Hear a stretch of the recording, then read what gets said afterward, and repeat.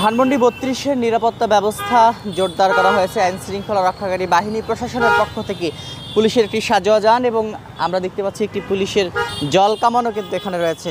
মূলত 15ই আগস্টকে ঘিরে যাতে করে কোনো অপ্রীতিকর ঘটনা ধানমন্ডি ৩২-এ না ঘটে এবং এই অপ্রীতিকর ঘটনা রোধেই কিন্তু পুলিশের সাজোয়া যান এবং জল কামান নিয়ে আসা হয়েছে এবং এই জায়গাটির নিরাপত্তা ব্যবস্থা কিন্তু জোরদার করা হয়েছে। সকাল থেকে আমরা দেখেছি এখানে আইন শৃঙ্খলা রক্ষাকারী বাহিনীর সদস্যরা সতর্ক অবস্থায় রয়েছে।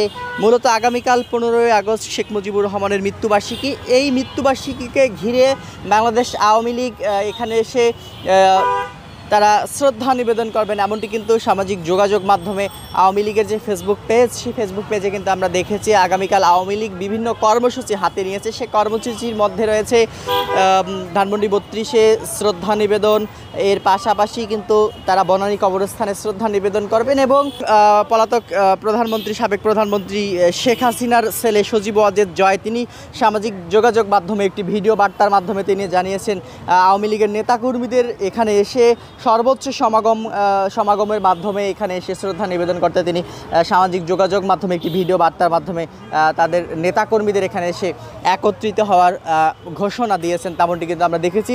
সব মিলেমিশে বিভিন্ন সূত্রে যেমনটি জানা যাচ্ছে যে আগামীকাল 15ই আগস্ট ঘিরে আওয়ামী লীগ সক্রিয় হওয়ার চেষ্টা করছে এবং আওয়ামী লীগ আগামীকাল বিভিন্ন কর্মসূচি হাতে নিয়েছে। সে কর্মসূচিগুলো বাস্তবায়ন তারা করবে এবং এই কর্মসূচিকে ঘিরে যাতে করে কোনো অপ্রীতিকর ঘটনা না ঘটে এবং যাতে করে কোনো বিশৃঙ্খল পরিস্থিতি তৈরি না হয়, সে কারণেই কিন্তু আইন শৃঙ্খলা রক্ষাকারী বাহিনীর পক্ষ থেকে ঢাকা মেট্রোপলিটন পুলিশের পক্ষ থেকে ধানমন্ডি ৩২-এর প্রবেশ পথে যে প্রধান প্রবেশ পথ রয়েছে সে প্রবেশ পথে পুলিশের একটি সাজোয়া যান এবং একটি জল কামান সকাল থেকে এখানে আমরা দেখতে পাচ্ছি এবং ভিতরেও কিন্তু আইন শৃঙ্খলা রক্ষাকারী বাহিনীর সদস্যরা সতর্ক অবস্থায় রয়েছে, বাইরেও আইন শৃঙ্খলা রক্ষাকারী বাহিনীর সদস্যরা সতর্ক অবস্থায় রয়েছে এবং এই যে মূল প্রবেশ পথটি রয়েছে সে মূল প্রবেশ পথটি কিন্তু এখানে কাঁটাতারের বেড়া দিয়ে ব্যারিকেড করে দেওয়া হচ্ছে এবং ভিতরে কাউকে প্রবেশ করতে দেওয়া হচ্ছে না, বহিরাগত কাউকে প্রবেশ করতে দেওয়া হচ্ছে না, যার ফলে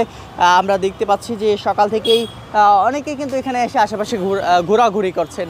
তবে যেমনটি জানা যাচ্ছে আগামীকাল শেখ মুজিবুর রহমানের মৃত্যুবার্ষিকীকে ঘিরে আগামীকাল কিন্তু এখানে লোক সমাগম হতে পারে। আওয়ামী লীগের এখানে কর্মসূচি দিয়েছেন সামাজিক যোগাযোগ মাধ্যমে, সেটি কিন্তু আগামীকাল বাস্তবায়ন হতে পারে এবং সেই কর্মসূচিকে ঘিরে যাতে করে কোনো অপ্রীতিকর পরিস্থিতি তৈরি না হয় সে কারণেই এখানে আইন শৃঙ্খলা রক্ষাকারী বাহিনীর সদস্যরা আজকে থেকেই কঠোর অবস্থানে রয়েছেন, তেমনটি কিন্তু আমরা দেখতে পাচ্ছি। তো এই ছিল এখন পর্যন্ত ধানমন্ডি ৩২-এর সর্বশেষ পরিস্থিতি।